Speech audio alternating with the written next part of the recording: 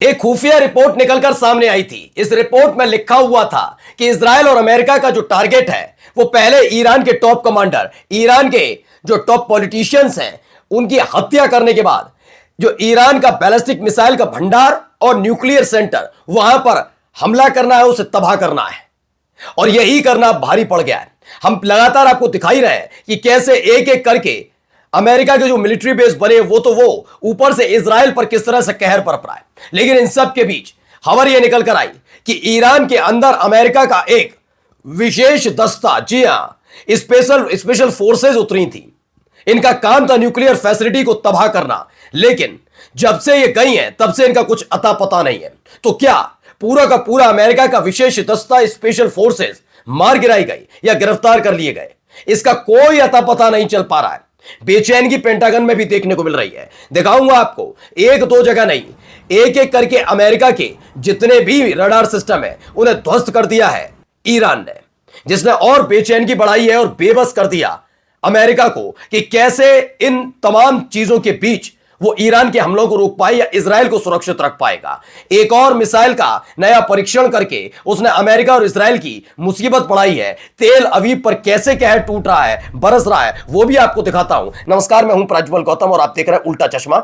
जी हां, बड़ी खबर है आज की, क्योंकि पहले भी कई बार ये खबरें निकल कर आई थी जब ये सिर्फ तनाव की बात थी कि ईरान के अंदर घुसकर उसकी न्यूक्लियर फैसिलिटी को बर्बाद करने की धमकी अमेरिका देता रहा है। और यह तक बात थी कि इसके लिए अप्रूवल मिलने का इंतजार था। लेकिन सबके बीच युद्ध शुरू हो गया। हमने आपको दिखाया खामनेई साहब का इंतकाल। लेकिन अब इन सब के बीच न्यूक्लियर फैसिलिटी तक अमेरिका का स्पेशल फोर्सेस पहुंच गई थी। इस बात की पुष्टि करती हुई एक खबर है, द मिडिल ईस्ट की खबर है, ब्रेकिंग।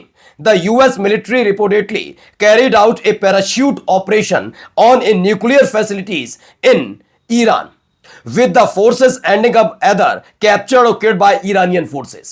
यानी उनकी लोकेशन तक ट्रेस नहीं हो पा रही, बचे हैं, मर गए हैं, गिरफ्तार हो गए हैं, कैद कर लिया गया, खदेड़ दिए गए, छिपे हुए हैं, कुछ पता नहीं है।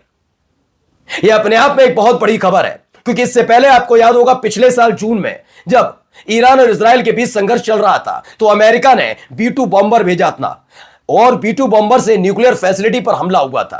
तबाही तबाही तबाही तबाही चिल्ला रहे थे ट्रंप। लेकिन अमेरिका के पत्रकारों ने पोल खोल दी थी कि डोनाल्ड ट्रंप झुट्टे किस्म के आदमी है, कोई तबाही नहीं हुई है। हां, नुकसान पहुंचा है। और उसके बाद जो तस्वीरें निकल कर आई, पूरी दुनिया ने देखा कि ट्रंप झूठ बोल रहे थे। और अगर वो सच बोल भी रहे होते तो क्यों न्यूक्लियर फैसिलिटी अब भी टारगेट पर है? उसे तो तबाही कर दिया पिछले साल।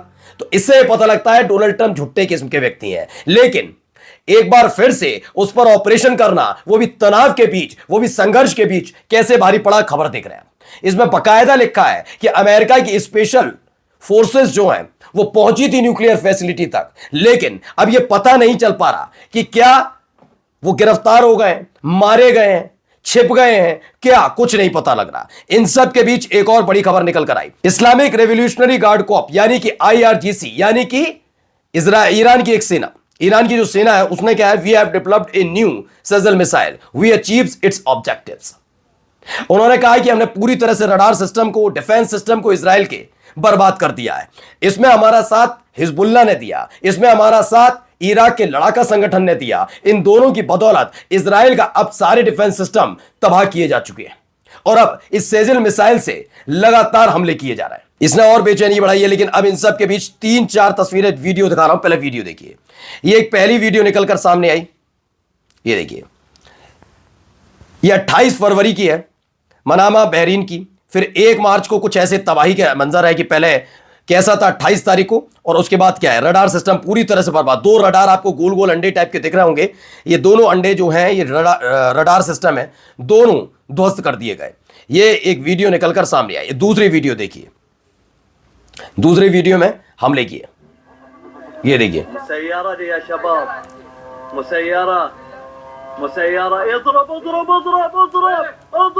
ये लीजिए, ये रडार सिस्टम जब बर्बाद किया था उसका है। कतर में तो कर ही चुका है, अब बहरीन के अंदर भी लगे हुए रडार सिस्टम बर्बाद कर दिए। एक और वीडियो देखिए इसी से। वहां वो हमला हुआ,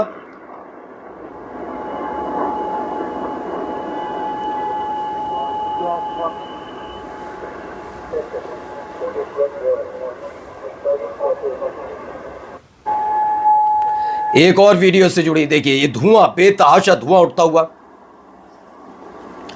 ये नौसैनिक अड्डा है बहरीन में बना हुआ, वहां पर जब हमला हुआ था उसके बाद कैसे खास तौर पर रडार सिस्टम को निशाना बनाया गया, उसकी ये वीडियोस निकलकर सामने आई हैं। एक के बाद एक रडार सिस्टम को निशाना बनाने की वीडियोस हैं। अब आइए तेल अवीव पर अटैक की वीडियोस देखिए, ताजा वीडियो, क्या क्या यहां हो रहा है।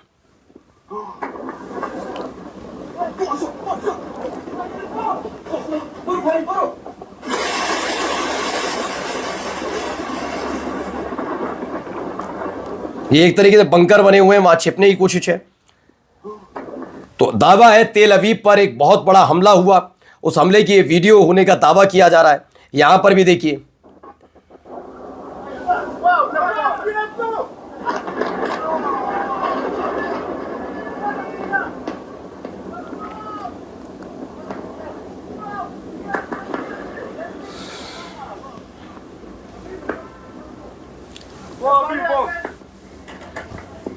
बेहद खूबसूरत इमारतों के बीच उठता हुआ धुएं का गुबार।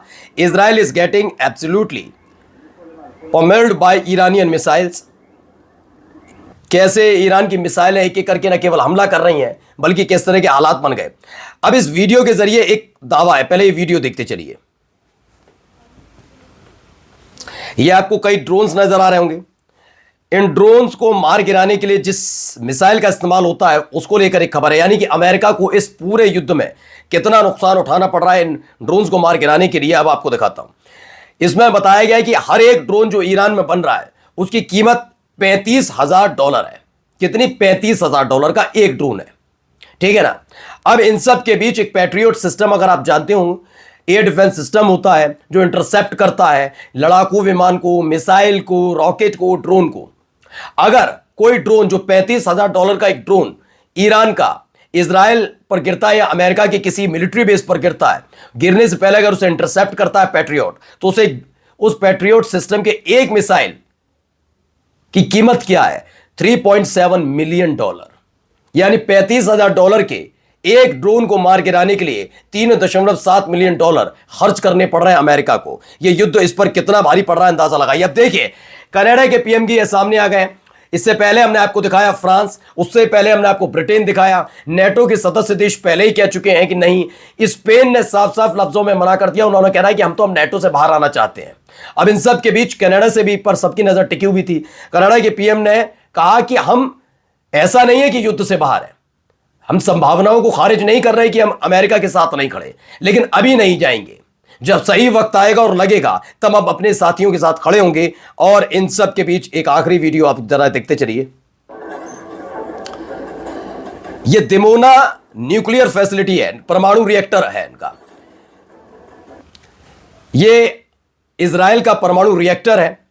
इसको पूरी तरीके से रडार पर लाने की बात कह दी है ईरान ने। उन्होंने कहा है कि अगर ईरान के जो बड़े बड़े अधिकारी, उन्होंने बताया है कि अगर अमेरिका और इजराइल चाहता है कि वो हमला करके हमारे देश की सरकार को पलटेगा, तो हमारा सीधा लक्ष्य इजराइल के ये न्यूक्लियर फैसिलिटी, न्यूक्लियर जो परमाणु रिएक्टर है दिमोना बना हुआ, हम उसे तबाह कर देंगे। नमस्कार।